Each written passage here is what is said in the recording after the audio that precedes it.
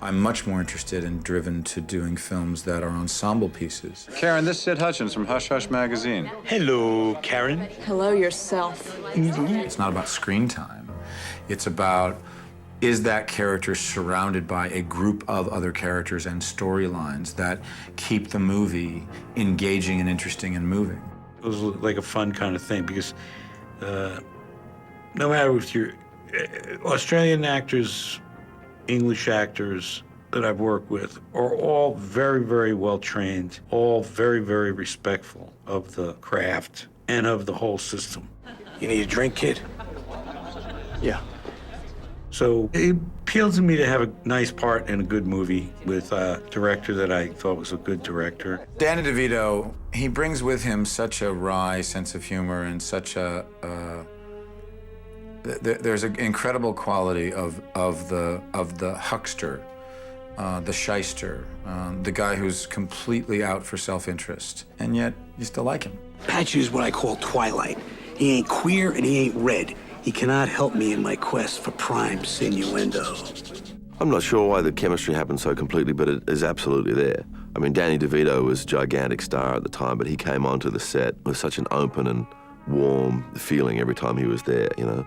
So that helped bring people together. You know, James Cromwell had recently achieved a bit of commercial success with the Babe movie, so he was in a great headspace. Kevin Spacey himself had received some gigantic critical acclaim, and he was in a great space and at the top of his game, quite frankly. I mean, he's a phenomenal performer, Kevin, you know.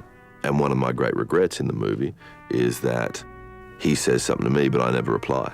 Hey, White, you better put a leash on your partner before he kills somebody. Bud doesn't like Jack. Bud White. He has a kind of old-fashioned masculinity about him.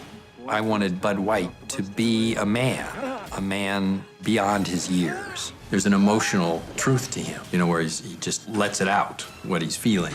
Now, I know you think you're the #1 hotshot, but here's the juice. If I take you out, 10 more lawyers will take your place tomorrow. They just won't come on the bus, that's all.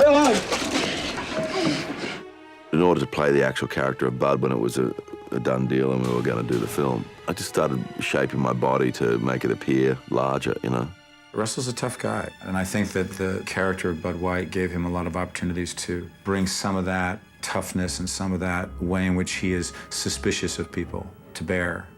I thought it was a great, complex, really well-crafted performance of a guy that was tough but you cared about. Why me? I loved Russell, you know. I truly, truly adored him. I mean, we became very close on that movie. I felt like I could talk to him. Chemistry, it's a silent thing. You don't have to talk about it, but we knew we had that between each other. But boy, whew, that came in with a real, excuse the expression, bang. You know, I don't even think I was prepared for that, you know, on screen with Russell, but I'll never forget it. And, you know, I've watched him ever since.